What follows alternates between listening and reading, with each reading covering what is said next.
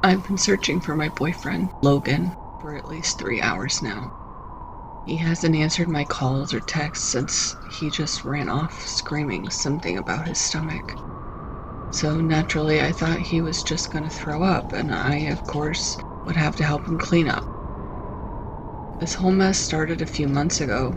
It started the morning after we went on a date for our anniversary. Logan complained of stomach pain, and I tried to explain to him that if it got worse, he should see a doctor. It's probably nothing. Just something I ate at the restaurant last night. I'll see you when I get home, okay? I'm in the middle of making breakfast. Aren't you hungry? No thanks. I feel full somehow. If anything, I'll get something to eat at work. And with that, he kissed me and he tried to assure me that he would be okay. But I couldn't shake this uneasy feeling that something just wasn't right. For starters, I've been dating Logan for well over 5 years, and he's never turned down a meal, especially not breakfast. I tried to tell myself that maybe his stomach is just recovering from whatever it was that he ate on our date last night. Months had passed at this point, and my concerns only grew with time. Logan ate, but his portions seemed to shrink over time. Then I began to realize that he barely slept and constantly complained about on and off stomach pains. It was getting to the point where I think it was affecting his memory, because he barely would remember why he got upset over something, his day at work, or whatever task he happened to be working on. Logan, sweetie, maybe you should see a doctor. I'm worried that you haven't been acting right. It's been months, and it doesn't seem to get better. It looks like it's just getting worse. I'll be fine, Vickie. It's just upset stomach. I'll take something later if it gets any worse, he said as he held onto his stomach. It was at this point that I was beginning to think that he was clearly hiding something from me. My mind began to race with so many thoughts, memories, and possibilities that I barely realized that he was just trying to put my mind at ease. And yet, I apparently started an argument with him. I apologized to him and tried to explain that I just let all my fears hit me all at once. He looked annoyed, yet he still hugged me. I know you're worried, Vickie, but it'll be okay. It's just between the on and off pain in my stomach and work, I haven't been resting as much as I should. Okay?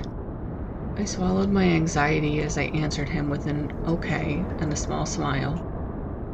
I didn't want to argue with him. It's just that I know how stubborn my boyfriend can be. I love him so much, and I don't want anything to happen to him. I wish I could tell you that things got better from there, but it didn't. He began to sulk, get tired easier, and barely seemed to be himself. I finally put my foot down and demanded that he go see a doctor immediately the following afternoon. He protested a bit, but enough of my nagging later, and he finally got dressed. He kissed me, he told me that he would get something to eat on the way back, and left.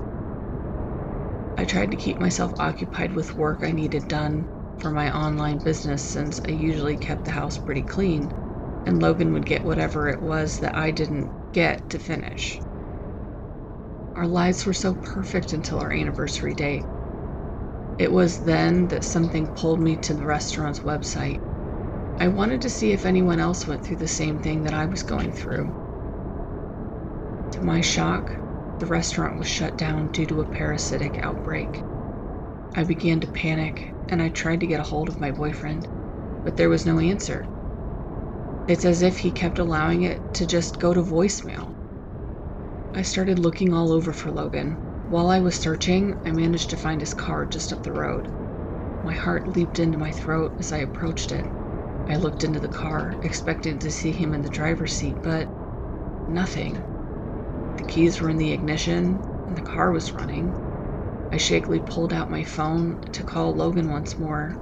Then I heard the familiar sound of vibrating as my phone rang in my ear. I looked onto the floor and found Logan's cell phone lighting up with my nickname on the screen before the screen went black and the call went to voicemail. As I stood there, some of our neighbors came up and asked if everything was all right. I asked if they saw Logan, and they said they saw him walking away. Logan, baby, if you can hear this, just come home. Don't let the outbreak take you away from me like it's doing to everyone else.